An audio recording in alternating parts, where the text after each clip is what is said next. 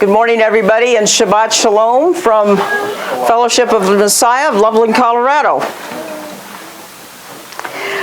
This is an amaryllis that just happened to bloom this week. Isn't that pretty? Oh, wow. Ira took that picture and sent it over to me, and I just think it's gorgeous. Anyway. The blooms are huge when they come out. Yeah. They're going to look like large trumpets, so at any rate, Shabbat Shalom, everybody. So today we're going to be in Exodus 21 and a good portion of 22. And I titled this, She Said Yes, because what we're going to be doing is we're beginning to discover the relationship that develops between Yod-Heh-Vav-Heh and the people called Israel. Okay? And this is a little bit of a review from last week because a few minutes of it didn't get put on the tape, so we're going to cover this. Okay? So last week in 18, 19, and 20, we saw the themes of these chapters were, in 18 it was the father-in-law comes to visit. And then in chapter 19, God comes to visit. And then in chapter 20, it was how God and Israel were going to live together. Because there was like a proposal made. And Israel said yes. His nation said yes to him last week. Okay? We're about to find out what this relationship is all about here. Last week, if you remember, father-in-law was the word chatan in Hebrew, chatan. It's used 12 different times. It was used 12 different times in that chapter 18. It's a main theme of chapter 18 of Exodus. Father-in-law. And then we found out something else.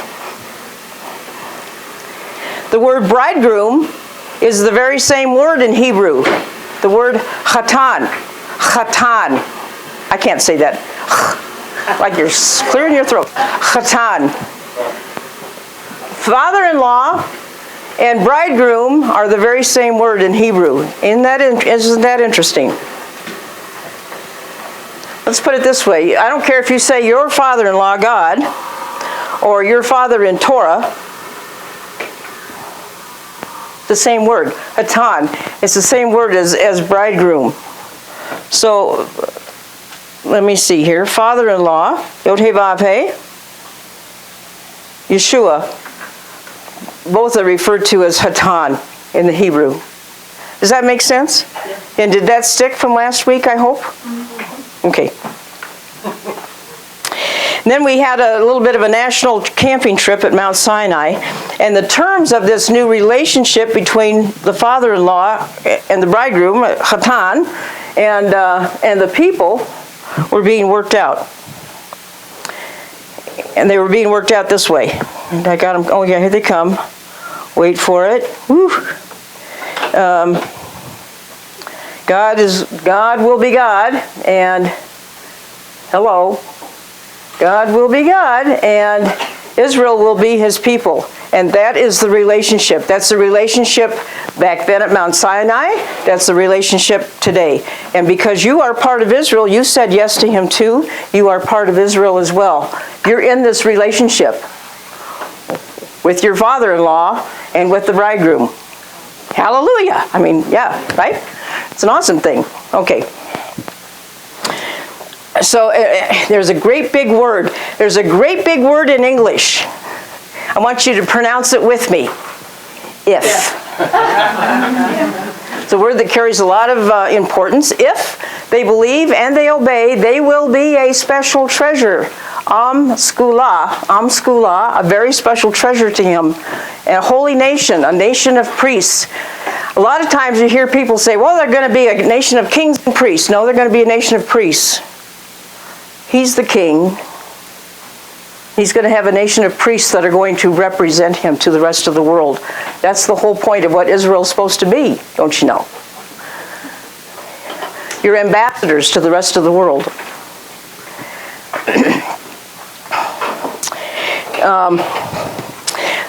God's purpose in freeing the Israelites from Egypt to begin with was that he might bind them to himself. That's a relationship, isn't it? As his very own possession, and make them a kingdom of priests and a holy nation. And God drew them to Mount Sinai to make a solemn covenant with them and to teach them how to follow him as a holy nation and teach, right? And to fear him above all else, and that he would be God would be their king.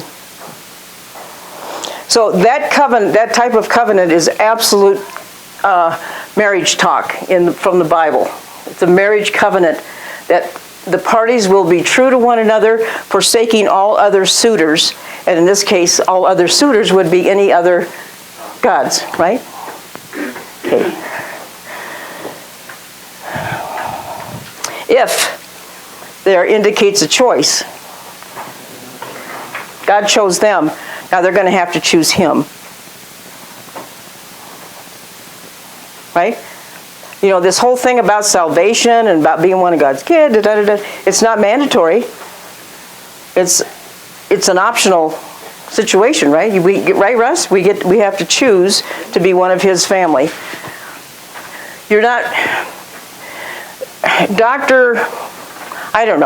Jones did not come out when Chris was born and present and say to her parents, well, congratulations, you just have given birth to a 7-pound, 10-ounce bouncing baby Christian.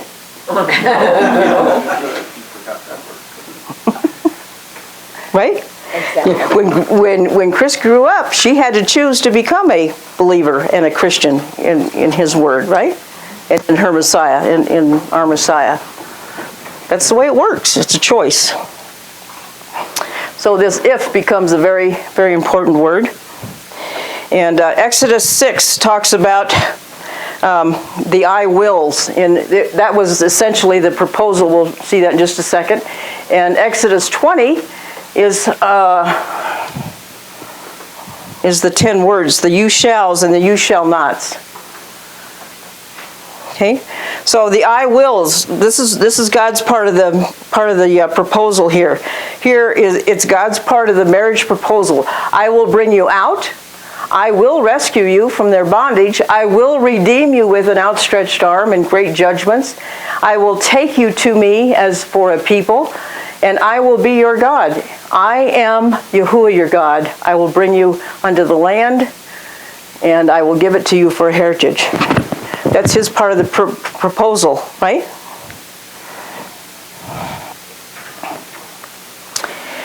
The big thing is, will Israel believe that? Do you believe this? Is this part of your mental faith thing, that God will do these things for you? Or is it just a history lesson? It should be a current thing. God is for you. He's for you. You're his special people. That's what that spirit inside of you is doing. It should be fostering this stuff. I hope right now it's even being stirred up a little bit. Let's stir up the pot, right? This is what he wants to do for you. Don't let this settle down to the bottom of your cup, okay? And then here's Israel's part, the 10 Commandments, which is what we base our whole American law on, okay?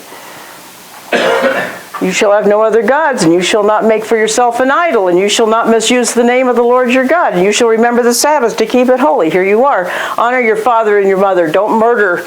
You shall not commit adultery. You shall not steal. You shall not give false testimony against your neighbor, and you shall not covet anything that does not belong to you, or that belongs to your neighbor. Okay? And this is where they all said, yes, we will do this. Okay? The voice of God. So somewhere, as we ended up last week, somewhere between the we will do all that he says part, that's what they said. That was their answer. He says, here's my proposal. What's your answer? They said, we will do everything that he says. Good answer, right? Okay, somewhere between that and the 10 Commandments, before he gave them the 10 Commandments, this is what he said. God said this. He didn't say it in these colors, but I did that for emphasis. At the end of chapter 20, he says, an altar of earth you shall make for me, and you shall sacrifice on it your burnt offerings and your peace offerings your sheep and your oxen. And I was looking at that and I'm just going, wow, that almost sounds exactly like, sort of. I guess I said, but it sounds just like this out of Genesis 22:8. If we were to compare that, God will provide himself the lamb for the burnt offering. Can you see his little connect dots? I mean, he's constantly, all through Scripture, he doesn't just say say something once. He'll say it more than once, and then he'll put little things together so that we can do the connect the dot game. Is this a connect the dot game here? Right here? Okay. So he said this first. Abraham said this. God, when he was talking to Isaac, Isaac's going, let's see, here's the fire, and here's the wood, but where's the lamb for the burnt offering? And Abraham said, my son, God will provide himself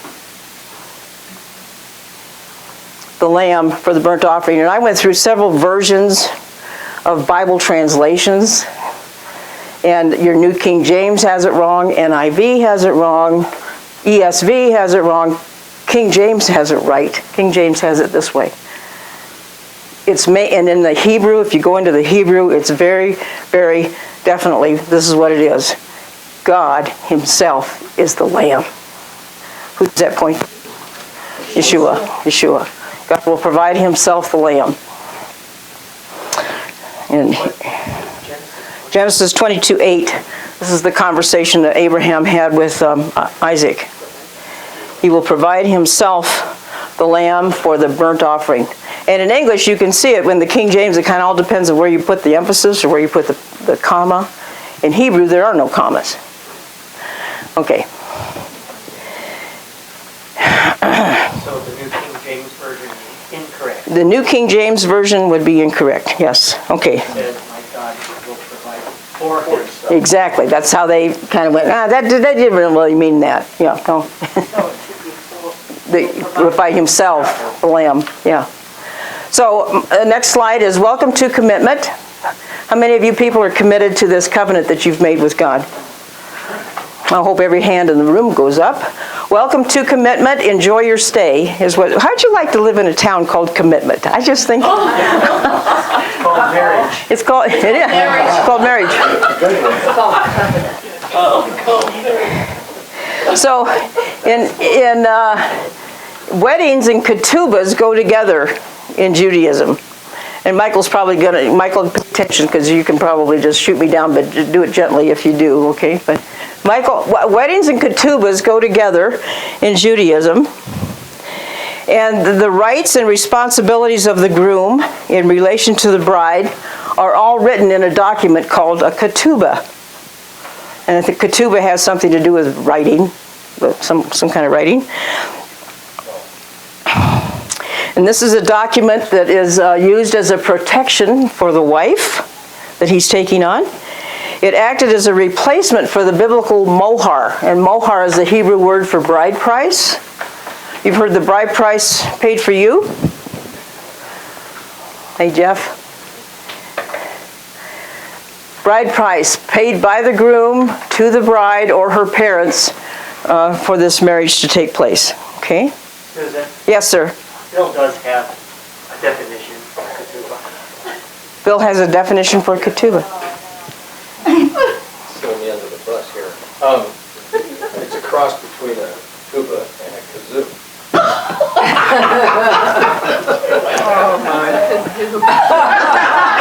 It's a kazuba. That's what they call it down at the Baptist church, the kazuba. Okay. At any rate, most Jewish couples before they get, probably all Jewish couples before they get married, they have some kind of a ketubah that is suitable for framing, and believe me, it will go right up there on the wall, because sometimes we need, right next to where are the Ten Commandments? I don't have the Ten Commandments in here somewhere. Right next to the Ten Commandments, because sometimes we need to be reminded of what our commitment is, right? Yeah. That we live in commitment. Remember this? Okay. Traditional ketubahs, the groom signs them before the wedding, outlining the bride's rights. there's this little ceremony that goes on out in the hallway somewhere with the rabbi and the lady gets to see him signing this thing, right, before they come in for the wedding. Jewish people, the Jewish community doesn't have the same kind of a taboo about not seeing the bride before the wedding as in the Christian church. Christians, I don't know where we get this idea that it's bad luck, for 24 hours or something, you can't see it, right? Jewish people, the groom wants to make sure it's the right one that he's signing the ketubah for, right? Right? Right? That's where it comes from. That's exactly where it comes from. That's exactly where it comes from. Yes. Okay. So signed by the groom in this case, right? When God said, "I am Yahuwah your God," it was kind of like his signature. Okay. The guests are the witnesses and a reception to follow. Christians can relate to that, the wedding supper of the Lamb, right? Now watch here. This is magically going to disappear with a touch of a button. You ready? This is how fast things happen. There goes. This is a typical, a traditional Orthodox Jewish ketubah text, and he's promising to put so much down, and he's promising he's going to provide for her, and we won't go through the language. You can come up and look at that later if you'd like, but it's interesting. So Jewish people have been doing that for a long time. I'm sure that a Jewish lawyer thought of this, where this whole concept has come from, and this is in the last generation, typically. It wasn't when we got married, but in the last 20 years or so. Now we have prenuptial agreements because people have so much stuff, don't you know? Okay. All right. So let me ask you this question. What is a wedding without a ring? A ring, it's a token. It's a sign of a covenant marriage. And so to not guard the Sabbath is to take the ring off. To remove the ring signifies the marriage is over. I forgot to put this up here first. Hang on. Shabbat is the sign of the ring. Shabbat today is a sign to everybody, is a sign to everybody that you're in covenant with God. What are you doing on Shabbat? Oh, I'm going to Bible study, going to service. It's Shabbat, don't you know? Right? Right. God says this, surely my Sabbath you shall keep or guard, Shamar, for it is a sign between me and you throughout your generations that you may know that I am the Lord who sanctifies you. I'm the Lord who sets you apart from the rest of the world. Okay? So, it's a ring, it's a token, covenant marriage. To not guard or keep the Shabbat is to take the ring off, and to remove the ring signifies that the marriage is over. It's kind of like telling him, thank you very much, but no thanks. That make sense? We Christians are just kind of stepping into this and figuring this out. And I hope it's feeling good by now. I hope it's feeling comfortable and natural. Keeping the Shabbat, guarding the Shabbat, setting it aside for him because he set it aside for you, it's kind of like meeting up with him, right? It's a good thing. So to keep the Shabbat is a visible sign to others that the marriage is intact. And this verse right here. I love those rings. Those are really nice. Yep. Okay. So the Ten Commandments, where we ended up last week, the Ten Commandments are like chapter headings. They're chapter headings. Can you understand what's going on in the book by just reading the chapters? You ever tried to do that in college? You didn't do very well on the test, right? If that's all we know about God's commandments, it would be worse than taking a class and cheating with Cliff Notes, right? And so the next couple of chapters explain about the Ten Commandments. So we have the Ten Commandments, and most people, if they had to sit down and write them out, probably couldn't.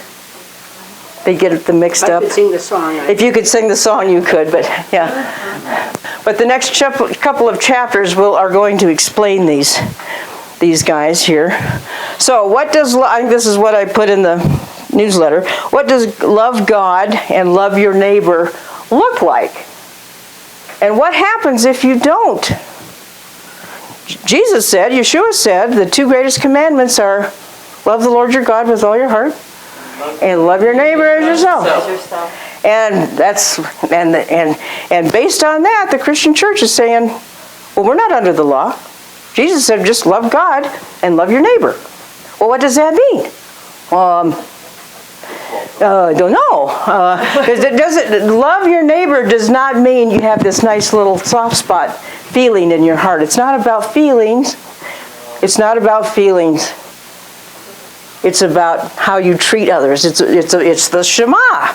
You hear and you do. What you do with your hands, how you treat other people. Right? That's what loving your neighbor is about, right? Okay.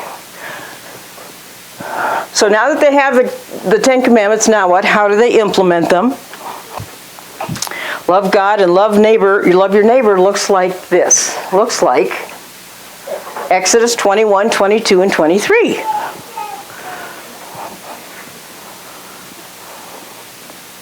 Really? Let's see. We have a brand new group of people that he brought up and out of Egypt. There are about 3 million of them. There they are, brand new nation. You're not in Egypt anymore, bud. So the big question is, how are we going to live with one another, right? How are we going to do this? What is this going to look like? Remember one of the first things they said when they got out of Egypt? Well, what are we going to eat? We're hungry. Yeah. Okay, all right, well, it's along those lines. Well, now what do we do? Okay, have you ever spent 5 minutes just trying to think what it would have been like to been there? Oh, yeah. Okay? What kind of thoughts come through your mind if you've thought that? What are we going to eat? When are we going to eat? What's for supper? Water. I'm thirsty, right? Coffee. Oh, I'm with you, sister. Yes. Why the desert? Why out here? Well, yeah. There's no coffee out here. I knew that. Okay. These chapters, meaning 21, 22, and 23, begin talking about love, honor, and obey. The love, honor, and obey part of the commitment. Is that not what is said in a typical wedding? Okay. Well, this is where it gets explained. Okay. So the Sinai covenant commitment is how we're going to live with one another in community, and it's all about responsibility. Okay? You have to write all these down, but if you want to take a picture of it, it might be a good place to take a picture, because I didn't do notes again for you this week, I'm sorry. But responsibility regarding servants and employees. That would be a thing in a nation, wouldn't it? How about responsibility regarding violence? That would be a thing in a nation. How about responsibility regarding animals and livestock? And how about personal property? How about responsibility for justice in the courts? Responsibility for the land, responsibility to keep God's Sabbaths, and responsibility to obey the angel messenger that God would send ahead of them. There's lots of responsibilities that have to be taken up with them if you're going to have a nation. There's lots of things to consider, right, Jeff? Right.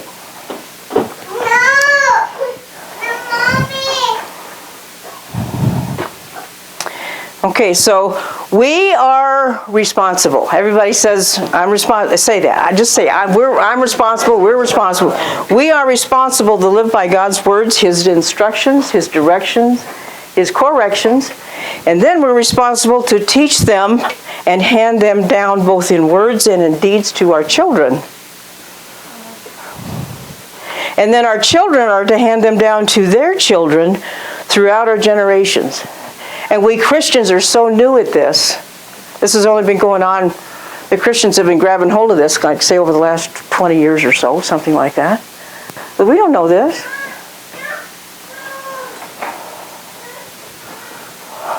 But to violate the agreement is to violate the marriage itself. So I thought, well, a picture's worth 1,000 words, okay? So we all understand this part. Oh, I'm sorry. Was somebody taking a picture? I got it. Oh, did you get it? Okay. All right. Ouch. It's an owie. But just as we're responsible for the car that's in front of us, I was riding with my grandkids and they had their driver's permits, and they were driving my car. They were driving my car, and I made sure that they understood the person that they are responsible for is that guy right in front of them. Don't take your eyes off the guy in front of you, the car in front of you. Okay? The guy in back of you, he's responsible for you, but you're responsible directly to the guy in front of you. But that isn't your car, is that? That's not your car up there? No, that's not my car. No. Nope. Just checking. Just checking. So we're responsible for the car in front of us, and just as we're also responsible for the children that are in front of us. Okay? You're responsible for the children that are in front of you, your children, your grandchildren that are out there. You're responsible for them. Hand this stuff down to them. Okay. We're almost there. We're almost ready to start the Torah portion. Words and deeds are building blocks of a community stretching over many generations. Okay? So we can't go backwards. We're going forwards.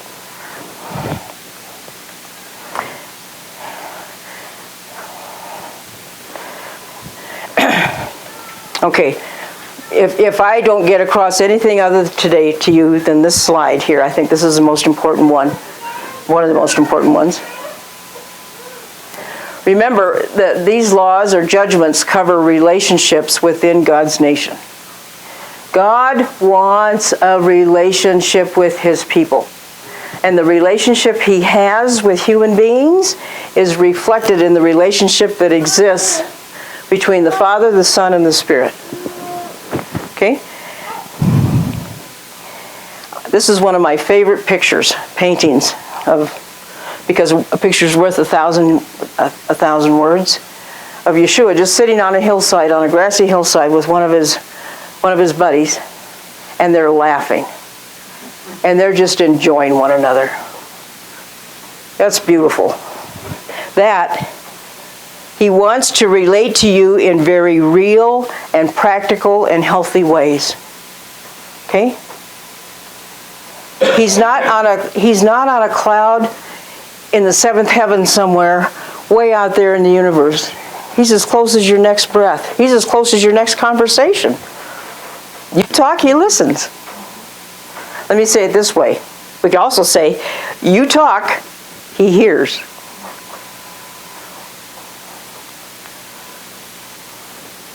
That makes you kind of want to be careful what comes out of your mouth, doesn't it? Should, on one. Do you remember last week when we were talking about Rabbi Raphael Hirsch? And I think I sent you all the slide of that. Yeah, that Am Segula. He helped me with this. He wants this to be as real and natural and normal. Relating to you should be a very normal thing. And you relating to other people should be a very, very, very normal thing.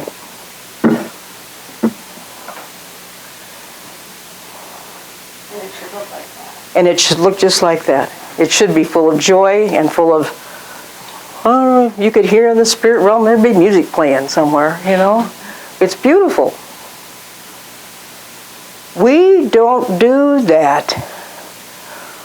We live in a world that is so boxed off, and we keep people at bay because there's safety in keeping people at bay. It's safer that way. That's because we live with all these imaginary fences around us. And when the kingdom gets here, when the kingdom is finally here and all the evil has been put down, it's going to look a lot like that. No fences. No fences. Right now, front porches. Front porches, I like that.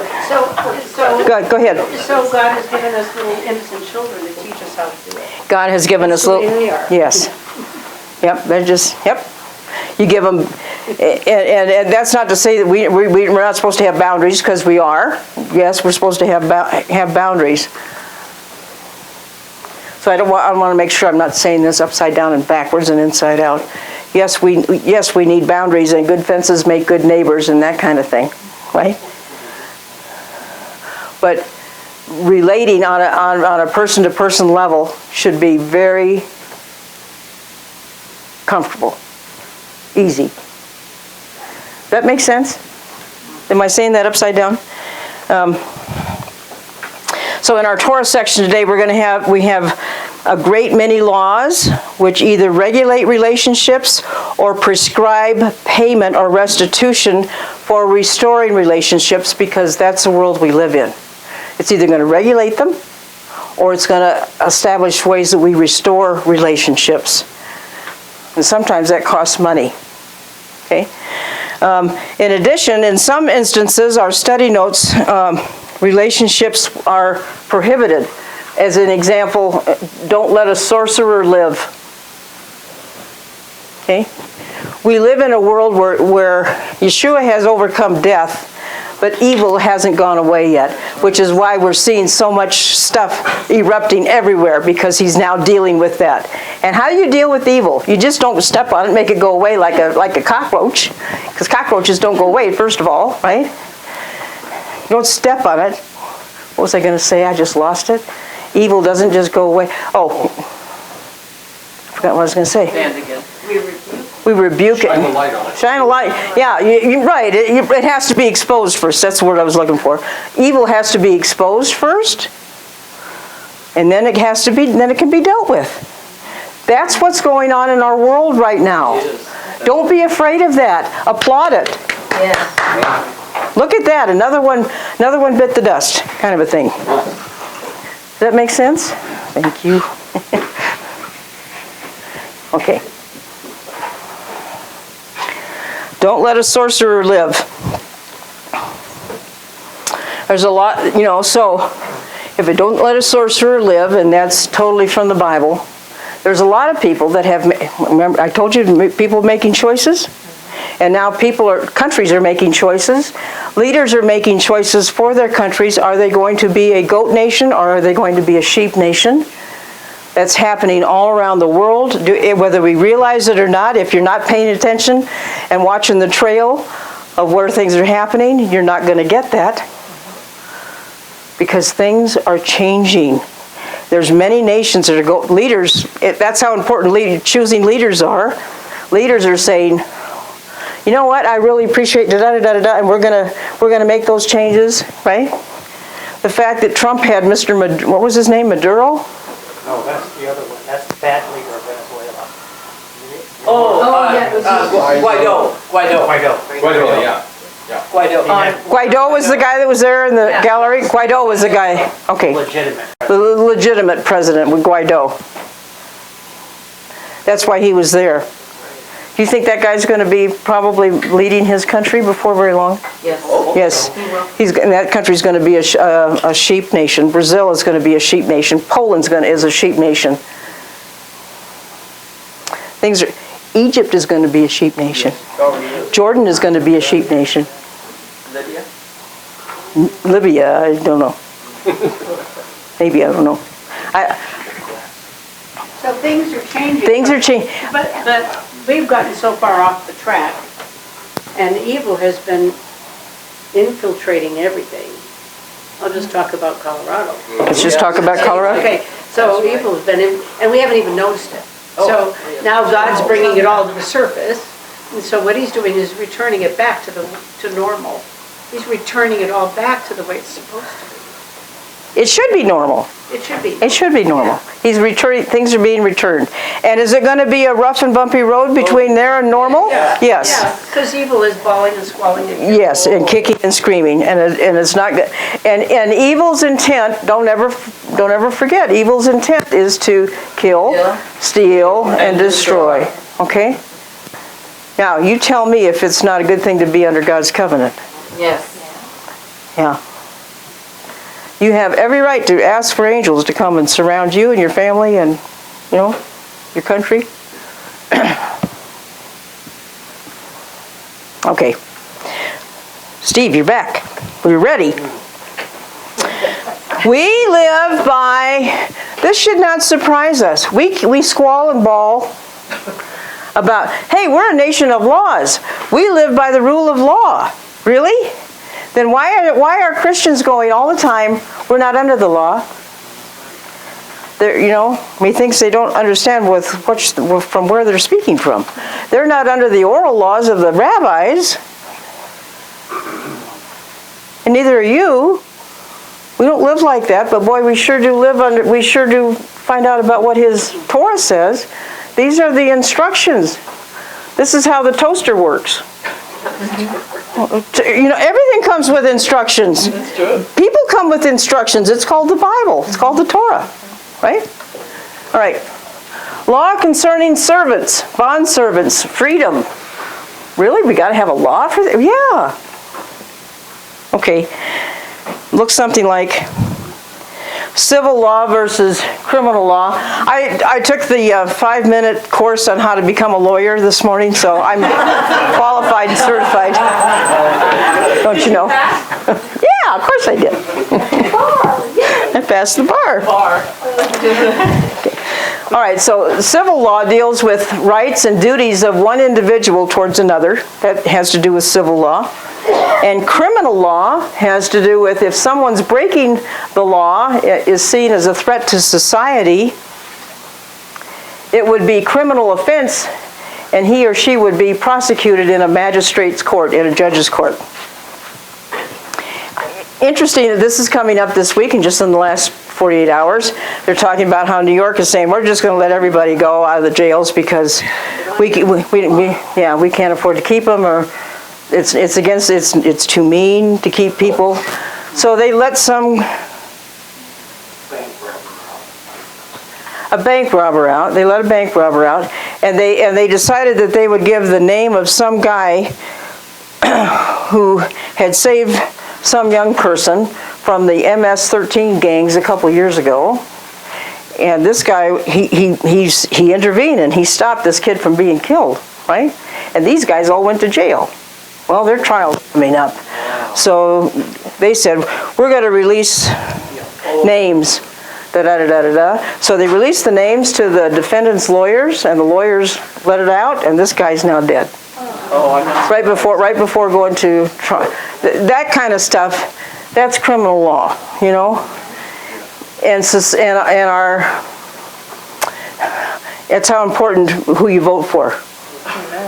Voting for leaders that are going to uphold the rule of law, right? Okay.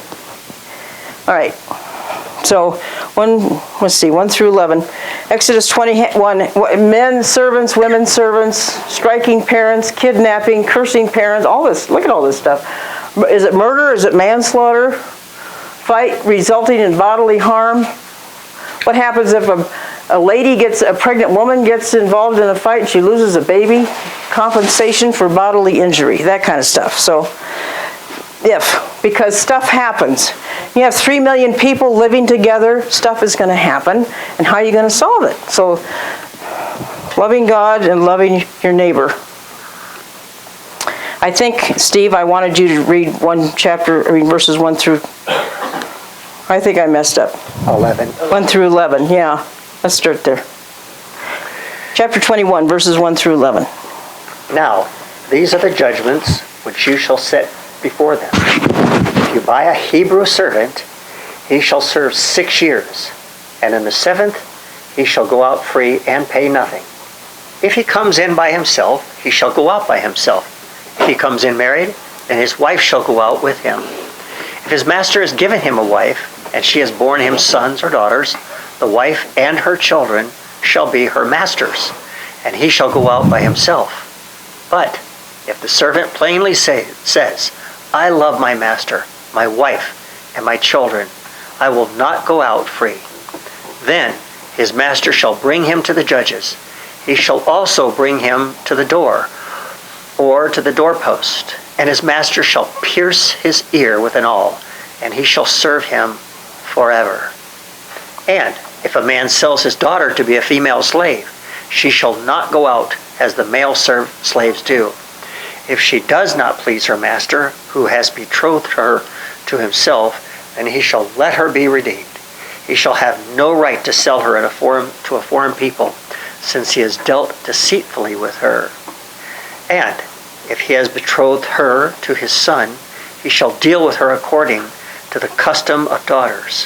If he takes another wife, he shall not diminish her food, her clothing, and her marriage rights. And if he does not do these three for her, then she shall go out free without paying money. Okay, so we're not going to go into all the minutia of this part. We'll just hit kind of some of the highlights here. So, stuff happens. Here we go. Okay, so servants. Some think that the Bible is responsible for slavery. Well, you get a lot of these atheists and so. See, that's the Bible. They're the ones. There's slavery is just talked about all through the Bible. They're responsible for slavery. They started it. Well, I hate to tell you this. It's not responsible for slavery. In fact, the opposite is true. Slavery existed long before Israel or Moses, and the Bible is responsible for the elimination of slavery, not its establishment. He whom the Son sets free is... one example. Okay. So how did people become slaves in the Bible here? And I would rather call them servants. It's the same word. We relate to the word servant easier. They either found themselves in extreme poverty for whatever reason. A father might sell a daughter as a servant into a home with the intention that she would eventually marry into that family. Okay. In the case of bankruptcy, a man might become a servant to his creditors. If a thief had nothing with which to pay proper restitution, he would become a servant. We'll get into that a little bit more here in a minute. Servants, voluntary or involuntary servitude of one person to another, is commonplace in the ancient world. And in Israel, servitude was to be drastically different than in Canaanite slavery, for example. The term go out is used 7 times in these verses. And Yah wants this nation of ex-slaves, they're ex-slaves, to remember their slavery and their freedom, how they treat one. Why would a servant not want his freedom after 6 years? So later on in Deuteronomy, when it covers this again in the covenant part, is somebody coming in? Especially if the door wasn't locked. I think it was. Yeah. Hey, Shane. Why would us? Let's see, where was I? Oh, in Deuteronomy, when it's recovered again, it's going to talk about how if they have a servant. If a man buys another man as a servant, the servant could not have anything less than what the man has, what the owner has. If the man has a bed, this guy's got a bed to sleep in. If this guy has a meal to eat, this guy has a meal to eat. It's not like he's not treating him as a slave, he's treating him as a servant. Does that make sense? Okay, that's kind of the idea behind this a little bit. None of it was supposed to last for more than 6 years. Can I say something? Sure, please. A lot of times when people were in servitude, basically when the contract was up or when the Shemitah. not due is done, to show that, for whatever reason that individual felt that he wanted to stay, they would put a nail in his ear up to a door. Right. Signifying that he wanted to continue being the bond servant. Because, right. Usually it had to do more with economic conditions. Right. Because he was better off being a part of that family, doing whatever they insisted on doing, than to go out and try to make his own way. Be a beggar somewhere, yeah. So a lot of times these were done as fines, and he didn't have the money to pay the fine, so the guy says, well, then come and work for me and work it off. You ever heard of an indentured servant? That's how a lot of people got to America. They signed on and they would work for how many years? 7 years, and then to pay their passage over here or something, and so forth. So this is Bible. So every seven years would be the Shemitah year.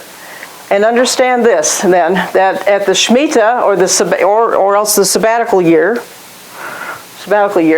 both he and his wife and their children are free to go without having to pay the redemption price of any member of the family. The debt is canceled.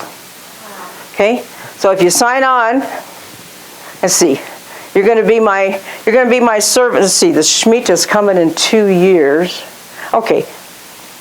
You can go ahead, come on now. Come on over. You can work for me for 2 years, even though you owe me more money than that. But at the end of when the Shemitah comes, I'm going to set you free, and I'm going to cancel the debt. And you're going to go, oh, thank you, Mr. Jones. Right? Yeah. Right? Okay. So it's that kind of, this is an economic kind of a situation. Okay? It's not slavery with whips. Chains and no, it's not that. So it's all designed so you don't have people living on the street. It's all designed so you don't have people living on the street like we do today. Yeah. Or a welfare state. It's loving your neighbor. It's taking care of your neighbor. It's an economic system that takes care of one another. Does that make sense? Yeah. Okay.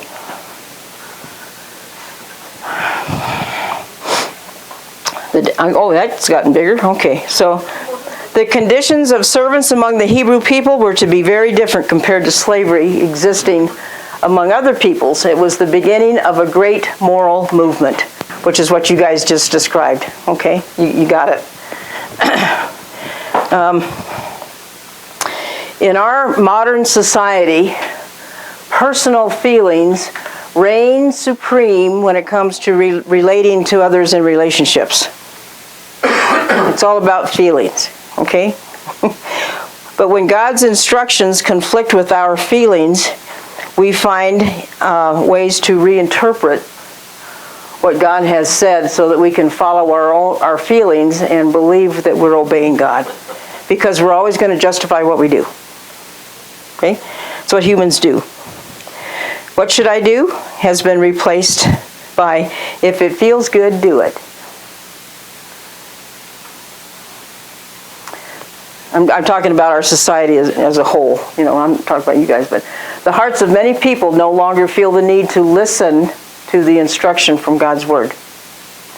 Because we went to a seminar and the pastor had a whole series of how we're not under the law anymore.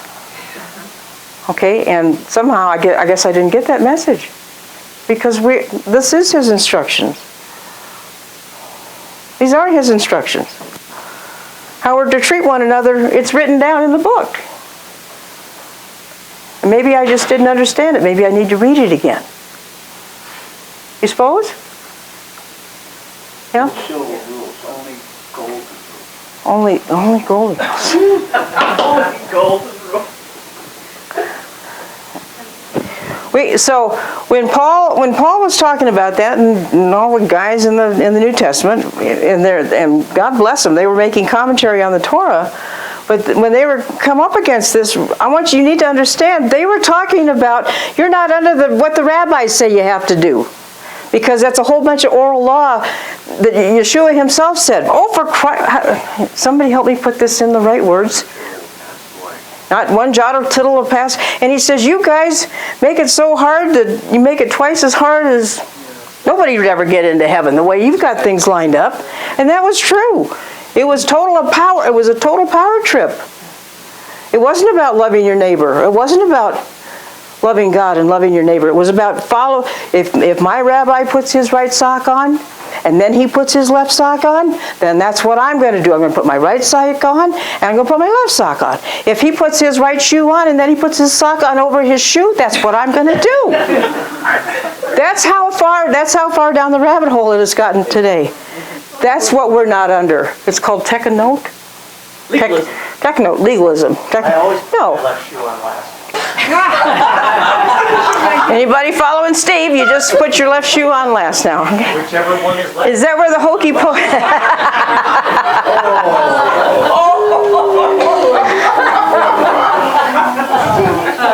Okay. Steve, help me. 12 through 27. I can't wait for a trip to Israel. See, Michael, I told you. No humor. I feel definitely welcome here. Oh, good. He who strikes a man so that he dies shall surely be put to death. However, if he did not lie in wait, but God delivered him into his hand, then I will appoint for you a place where he may flee. But if a man acts with premeditation against his neighbor to kill him by treachery, you shall take him from my altar that he may die. And he who strikes his father or his mother shall surely be put to death. He who kidnaps a man and sells him, or if he is found in his hand, shall surely be put to death. And he who curses his father or his mother shall surely be put to death. If men contend with each other, and one strikes the other with a stone or with his fist, and he does not die, but is confined to his bed, if he rises again and walks about outside with his staff, then he who struck him shall be acquitted. He shall only pay for the loss of his time, and shall provide for him to be thoroughly healed. And if a man beats his male or female servant with a rod, so that he dies under his hand, he shall surely be punished. Notwithstanding, if he remains alive a day or two, he shall not be punished, for he is his property. If men fight and hurt a woman with child, so that she gives birth prematurely, yet no harm follows, he shall surely be punished according to the woman's husband imposes on him, and he shall pay as the judges determine. But if any harm follows, then you shall give life for life, eye for eye, tooth for tooth, hand for hand, foot for foot, burn for burn, wound for wound, stripe for stripe. If a man strikes the eye of his male or female servant and destroys it, he shall let him go free for the sake of his eye. And if he knocks out the tooth of his male or female servant, he shall let him go free for the sake of his tooth. Okay, wow. Whoa, whole bunch of legal stuff, huh? Okay. Death penalty, there's 5 applications. You purposefully strike another person and he dies. It's a premeditated thing. You're waiting in the bushes to attack somebody, whatever. Shooting somebody from a warehouse thing. Hitting one's parents in violent assault resulting in death. Kidnapping, cursing one's parents, a verbal assault.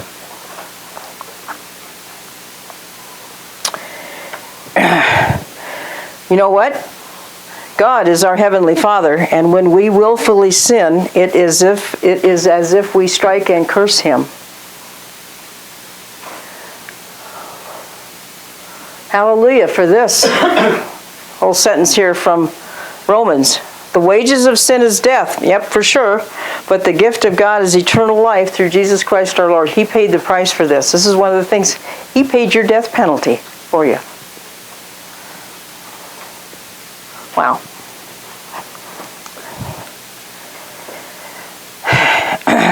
Laws regarding violence and disability. He who strikes a man so that he dies will surely be put to death. The principle for capital punishment goes back to Genesis 9, chapter 6. Whoever sheds man's blood, by man his blood shall be shed. For the image of God he made man. In the image of God he made man. So is capital punishment biblical? Yes. No brainer. It's not even a brainer. It's much better than putting somebody away and they live for 67 years on death row. On our money. Well, I guess. It was swift punishment. It was swift punishment. I remember, when I was a kid, I remember watching Saturday afternoon westerns. And the black and white cowboy guys, you know, all the good guys wore white hats and the bad guys wore black hats and, you know, that kind of thing. And they took the bad guy into the sheriff and the sheriff said, well, did you do it? And the guy said, yes, I did. And he said, well, let's take him out and hang you then. It was that fast, right? From confession to punishment. So, The judges of Israel were to look for evidence of premeditation and treachery, and God did not place accidents or crimes of passion or neglect on the same plane as crimes of premeditation and treachery. So if I'm out chopping wood, with my neighbor Ralph, and boom, I went like this, and the axe handle fell, and the axe head fell off and went over. Oh, Ralph! Oh my gosh! I think he's dead. Ralph! Poor Ralph! I'm only dead a little. Okay, so he said, God said, I'll provide a place for him to run to. These are, Leviticus cities, these are going to be the sanctuary city. True sanctuary. Cities of refuge, that's it. There was like 6 of them in Israel. And if they could make it to the city of refuge before the guy's Ralph's brother-in-law caught up with him, but the race was on. If he made it to the refuge city and they were, stationed like 30 miles apart or something like that, then he would be safe as long as he stayed there. And then they had the trial, and sure enough, the investigation found out that was an accident. That was manslaughter, not murder. That wasn't premeditated murder. As long as he stayed within the city of refuge until the high priest died. He was good. Now, if he decided, I am so hungry for a Burger King. Oh my gosh, I need a burger and fries. And I'm just going to sneak out down to the joint. And Ralph's brother-in-law was waiting for him, and he got him because he's the blood avenger. That was totally legal. That's right. Okay? Because, see, we got to follow the instructions. So what this guy would have done, to do so would be cheating, is what it used to say in the instructions on Monopoly. To do so would be cheating. Okay. So you get the idea. We're not going to go into the minutia of all of those things. So 18 to 20. No, we are a little bit more. Just a minute. Many critics of the Bible use this section here to say that it's primitive and it's harsh treatment. But this is where insurance companies got their inspiration. Okay? Willful harm, pay for loss and time and work and medical expenses. Or accidental harm. Was it willful or was it accidental? Accidental harm is causing loss of life to that baby, and that guy's going to pay whatever the judge decides. And you've all heard of punitive damages? Punitive damages. If it's really... CNN just got slapped with a $250 million for that young Catholic kid who just stood there when the guy was beating the drum in Washington. Remember that? Great. He won his case. Got fined $250 million. That's great. He's probably going to wind up owning. I didn't hear. Oh yeah, it was. Yeah. Okay, so willful harm, accidental harm. There's a difference. My daughter just settled a case. She was in an automobile accident a couple of years ago. Took a couple of years to settle. She had to pay for all these medical expenses going out. And so they finally came to a settlement, and the other lady's insurance company paid her back, and all it's going to do is pay for the medical expenses. But it works, right? That's why we have insurance stuff. Yeah, she didn't need Frank. No. So, if we read in the fine print, verses 20 and 21, fine print, it's not saying that it's okay to beat a servant, but it's saying what happens if it does, okay? If the guy, whatever, I'll let you work through that. That takes a lot of slogging through. But it shows monetary and not physical compensation is the intent of this portion. Okay, so this is where, yes, ma'am. Verses 18 and 19. Verses 18 and 19. That's I was looking at that. That's what the Good Samaritan did. What I mean is, it says if men contend with each other and one strikes the other with a stone, and then blah, blah, blah, and if he gets up again, then the guy shall pay for the loss of his time and provide for him to be thoroughly healed. Well, the robbers didn't do that. Nope. They struck him and they went off, and the Good Samaritan came along and assumed Yep. this position and provided for him. And he says, if it's more than that, just let me know and I'll come back and I'll give you some more money, right? Yeah. That's loving your neighbor. Yeah. Okay, yeah. Yep. Okay, so this is quite literally the beginnings of OSHA, remember, and also the beginnings of all these insurance companies. So it spawned a whole industry, if you will.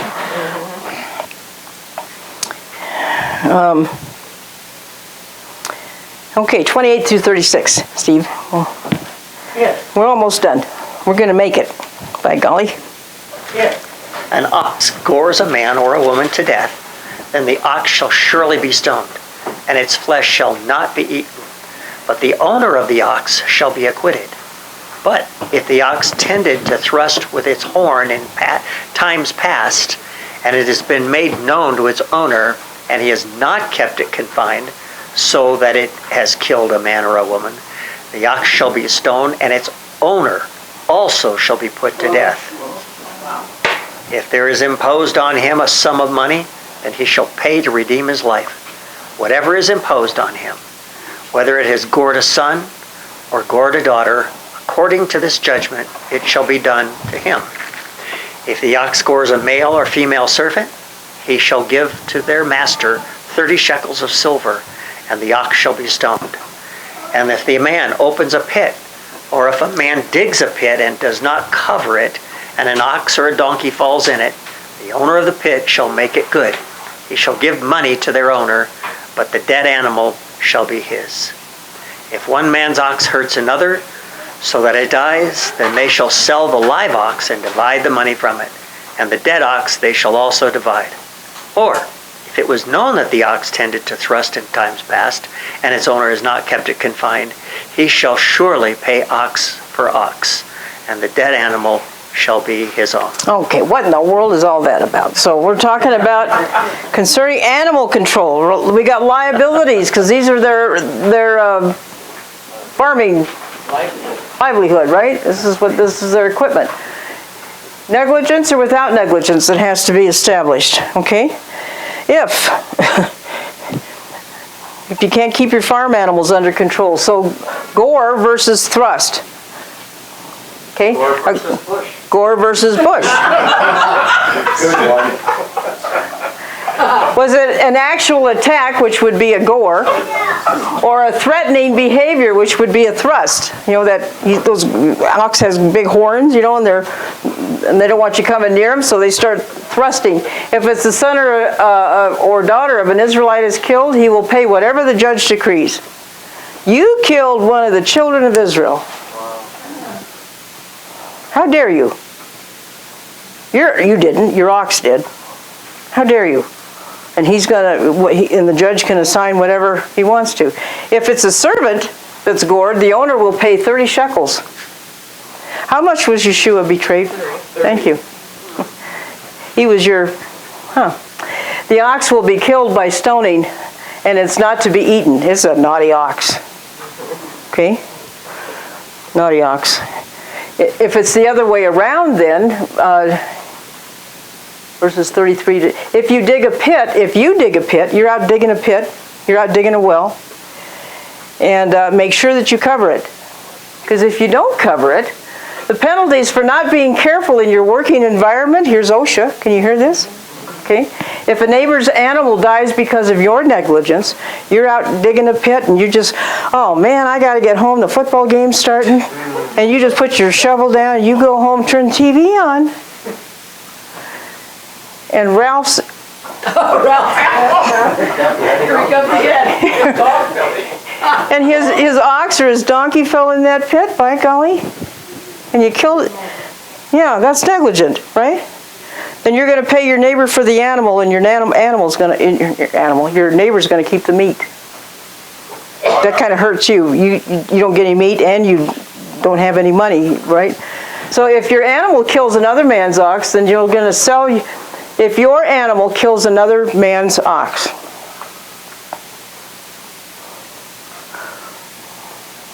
And you're going to sell your animal and to the butcher, whatever, and you will divide the money with your neighbor. You and your neighbor will share the meat. Of the dead animal, right. Is this fair? Yeah. Is it responsible? Yeah. Because the community is living under a rule of law. There's a set of laws and it's balanced. And it makes sense, and it's fair and it's equitable, right? And if you're naughty and non-repentant, then, well, there you go. Chapter 22, responsibility for property, verses 1 through 15, chapter 22. We are going to finish up right on time. It'll be all right. And are you noticing all the ifs in here? I put little squares around my ifs in 21 and 22, and they're just everywhere, almost in every verse. If.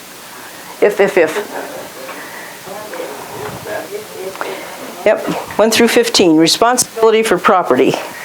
If a man steals an ox or a sheep and slaughters it or sells it, he shall restore 5 oxen for an ox and 4 sheep for a sheep. If the thief is found breaking in and he is struck so that he dies, there shall be no guilt for his bloodshed. Wow. The sun has risen on him, there shall be guilt for his bloodshed. He should make full restitution. If he has nothing, then he shall be sold for his theft.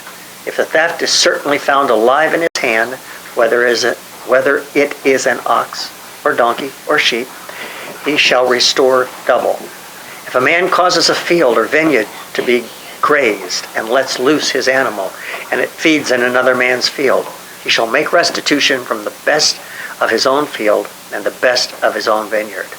If fire breaks out and catches in thorns, so that stacked grain, standing grain, or the field is consumed, he who kindled the fire shall surely make restitution. If a man delivers to his neighbor money or articles to keep, and it is stolen out of the man's house, if the thief is found, he shall pay double.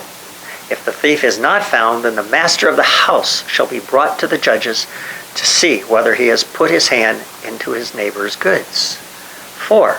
Any kind of trespass, whether it concerns an ox, a donkey, a sheep, or clothing, or for any kind of lost thing which another claims to be his, the cause of both parties shall come before the judges, and whomever the judges condemn shall pay double to his neighbor.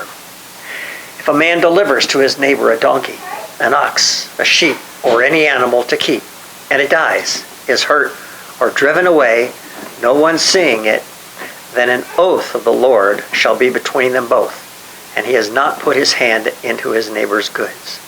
And the owner of it shall accept that, and he shall not make it good.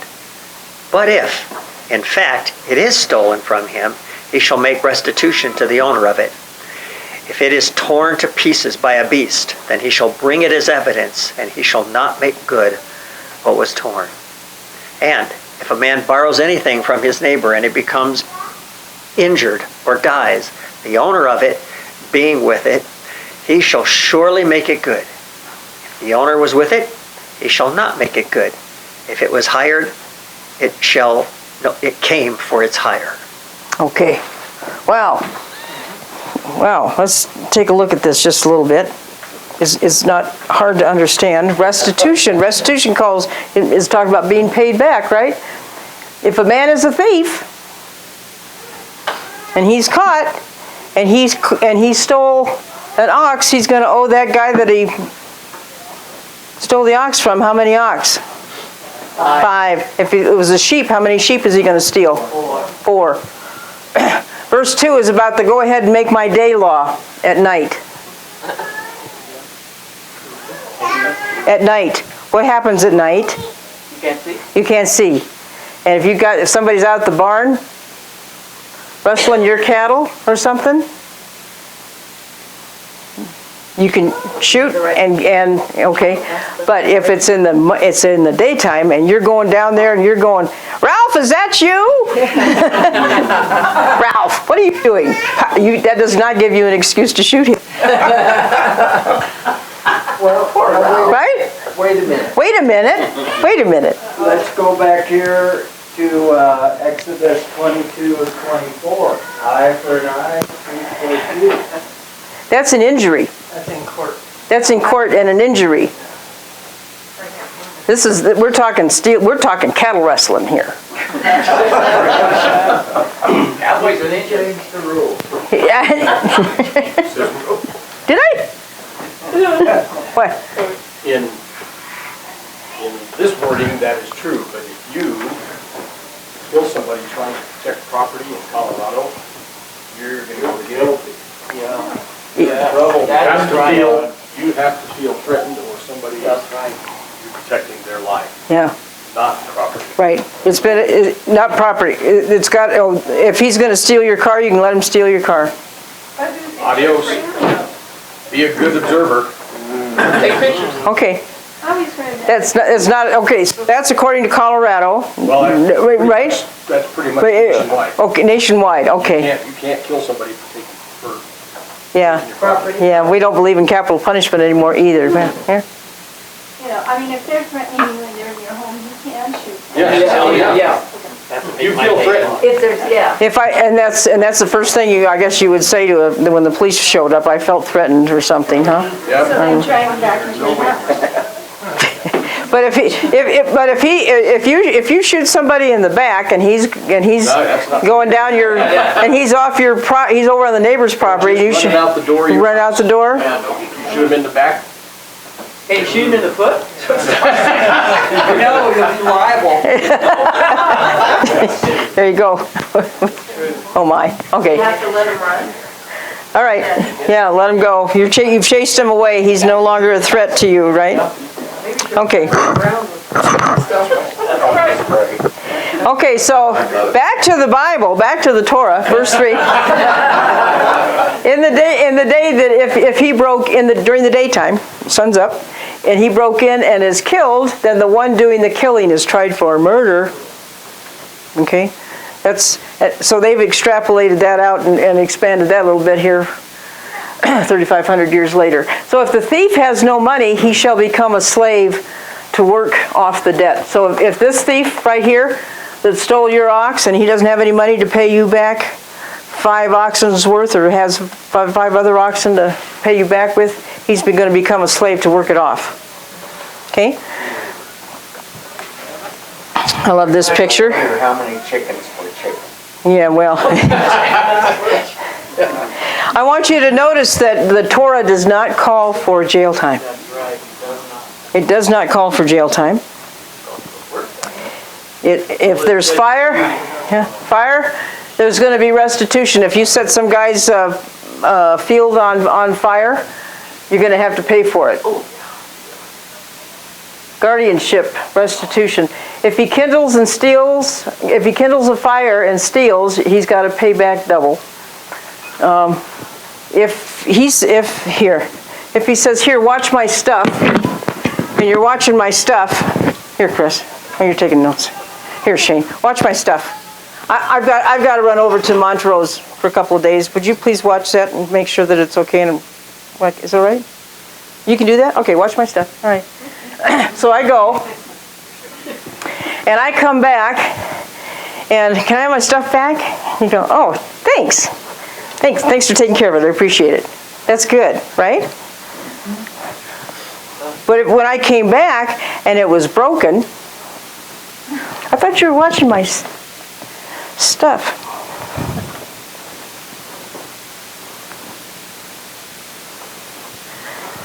If it gets stolen, if you're watching my stuff and my stuff gets stolen, if the thief is found with my stuff, then the thief has to pay double its worth.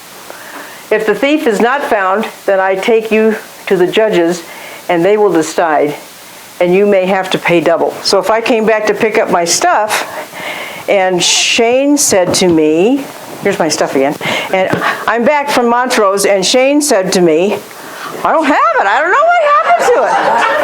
I go, well, you don't know what happened to it. Where's my stuff? Just stole it. That must be where small claims court came from, is when I... Well, sure enough, there's Judge Judy and everything. Did you even see? There she is. Yeah. Okay. There's no time called for jail. No jail time, incarceration, lockdown, lock them up, send them up the river, nothing like that. The thief returns what he has stolen and pays back the value. If it's an ox 5 times, if it's a sheep 4 times. And our Western system is not so practical. The victims are left uncompensated in the criminal court. The taxpayers must pay at least part of the expenses for room and board. I looked that up. There's a lot of, most states, I think, these guys get to pay, at least, or they're working in the prison anyway. The criminal is locked up with other criminals. So it's much better if things are based on a restitution and everybody knows that would eliminate a lot of stuff. Because you hit them in the pocketbook, it eliminates a lot of stuff. Yep. Right? Yes, ma'am. I was watching a couple of weeks ago on YouTube, a judge in Haynesville, Ohio. He's becoming very popular because he doesn't send people to jail. So there was this kid that stole a bike, and he gave him 2 options. You can go to jail for 6 months, or you can give the bike back, and you have to ride around town with the bike. I think he had to wear something for people to know what he did. Or there was this lady, she did some crime, and she had to sit in the dumpster for 8 hours. So people get ashamed for their crime, but they would rather do that than go to jail. Sure. And crime is going down. Sure. I mean, we're smarter than this, you know? We can figure this out rather than just building more jails. So, yeah. Yeah. So I'm a school teacher, and one of the best examples of this, Yeah? No, go ahead. it is a kindergarten classroom. Kindergarten classroom? Because in a classroom full of 5-year-olds, Yep. the kindergarten teacher is very strict. Okay. And the children all know, and if they don't do something, whatever, they're punished immediately. And for instance, you cannot do show and tell. You cannot participate in show and tell if you haven't been listening to the teacher. You don't listen to the teacher, other kids bring in things to show and tell, and you sit there. And you sit there. And they're 5 years old, and they get it. They get And the it. classroom runs really well. Yeah. Yep.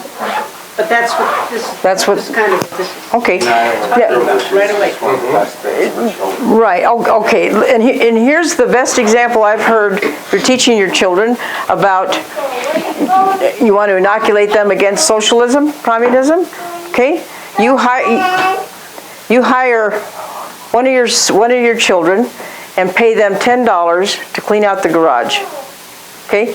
And the other child didn't want to help.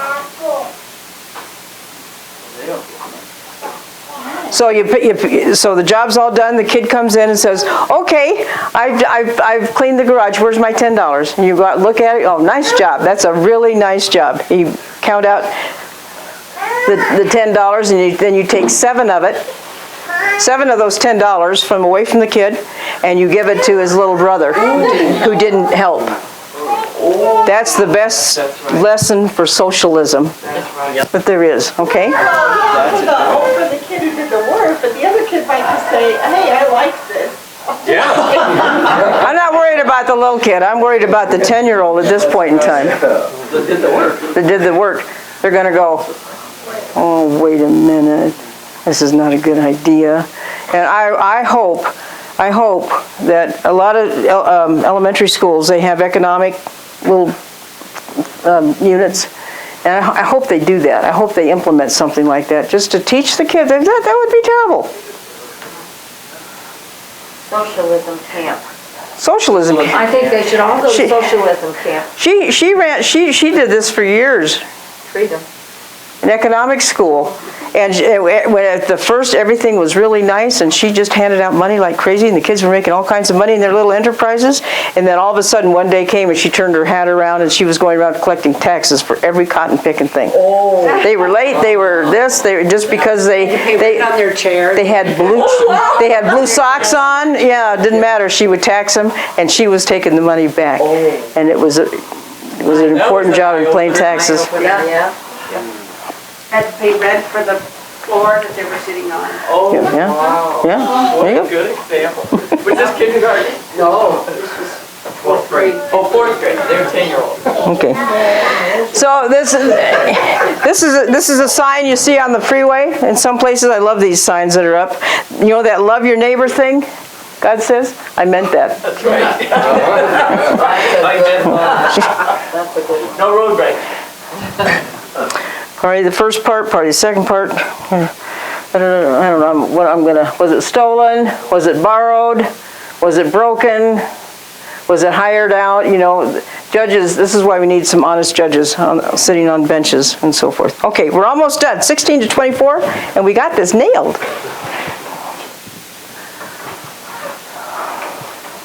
If a man entices a virgin who is not betrothed and lies with her,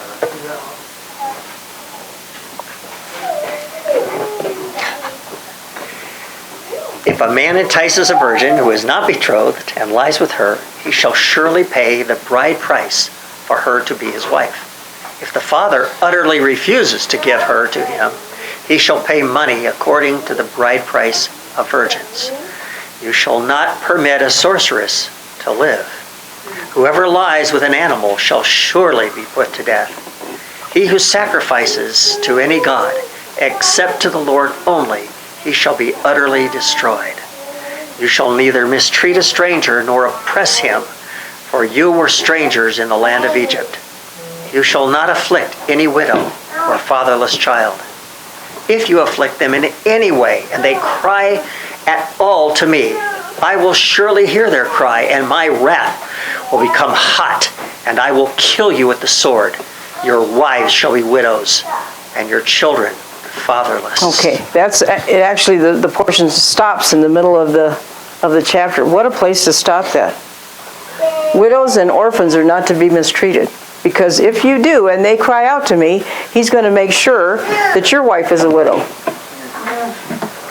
It's just that simple. It's somebody special. Somebody special. Hey, Kelly. Okay, let's finish this up. The Torah does not, 16 and 17 is talking about, does not sanction sex outside of marriage in any way. 18, 19, 20 is talking about sorcery, bestiality, idolatry. There is zero tolerance for any of that in God's community, in his nation. He's saying don't mistreat or oppress any strangers. And he's saying widows and orphans, the treatment of them, there is zero tolerance with him in how widows and orphans are treated. Okay? And I have one more. If you afflict them in any way, and they cry out at all to me, I will surely hear their cry.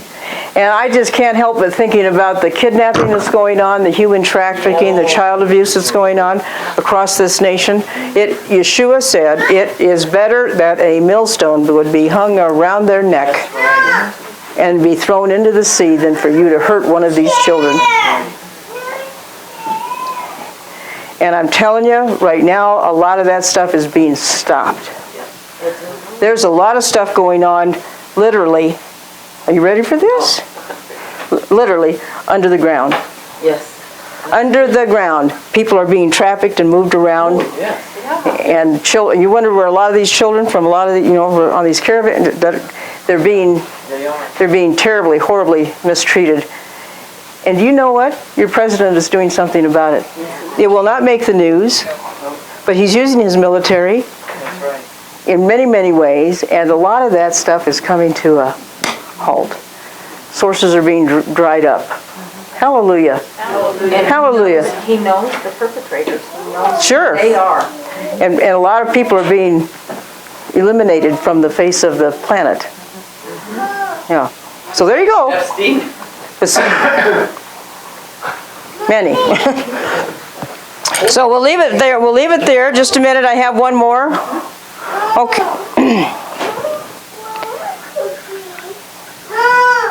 What happens if they forget that they were redeemed and brought into freedom? This is the big part. Americans are forgetting. Our children that are in their 40s or whatever, they're pretty good. But the children, the millennials down below that, and the little guys below that, they don't know what it means to be free, because we're not teaching them in school what the founding of this country and what it all means,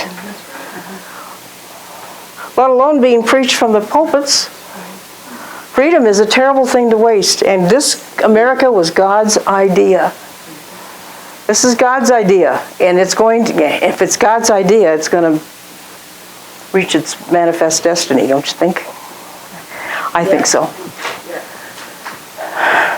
All right, so the Israelites were to remember the oppression that they had endured in Egypt, and they were to refrain from oppressing others. They were not only to refrain from doing evil, but they were to do positive, good stuff. God looks after widows and the fatherless, and He will hear their cries, and He will hold the oppressors responsible. And we're about doing that. Leaders of a people, leaders of a nation are to see to it that their people are safe in their workplaces, with their neighbors, with their livestock, and they're safe to worship God. And that's what America is all about. As Americans, we have laws because we have freedom. Or we could say, as Americans, we have freedom because we have laws. Either one of those statements are correct. We need to appreciate it. We need to stand up for it. We need to know it. We need to understand it. And we need to understand it because it comes from those boring pages in the Bible that nobody really ever likes to read, don't you know? And because nobody ever really likes to read them, we don't. And because we don't read them, then we don't know what they say. And because we don't know what they say, then we don't understand. How can you possibly? Right? And you can't just read one little verse from it. You got to kind of read it in the whole context. And then you got to look at it, and then and what we did today, believe me, you could spend hours and hours and hours. We just kind of did a cursory look at it. But you could spend hours reading that. Go, what did that say? Read it again, read it upside down, read it backwards. You'll begin to understand what a magnificent God we have and what a fair system He wants His people to live in. You know? Love God, love your neighbor. We're finding out how to do it. Okay, we'll quit there. This has been a presentation of Fellowship of Messiah with teacher Susan Miller. Video editing by Joel Thompson. If you've enjoyed this video, please click the thumbs up icon below the screen on the left, and subscribe by clicking the bell icon below this video and to the right to be notified of each new video we post. Know someone else who'd love this video? Click the arrow pointing to the right in the upper right-hand corner of this video and share. Until next time, Shavua Tov. Have a good week. And may the Lord bless you and keep you. May the Lord cause His face to shine upon you and be gracious to you. May the Lord lift up His countenance upon you and give you His everlasting peace and harmony in every area of your life. In Hebrew, that is, Yivarekeka Yahuwah v'yishmerecha, Ya'er Yahuwah panav alecha v'yikuneka, Yisa Yahuwah panav alecha v'yasem lecha shalom.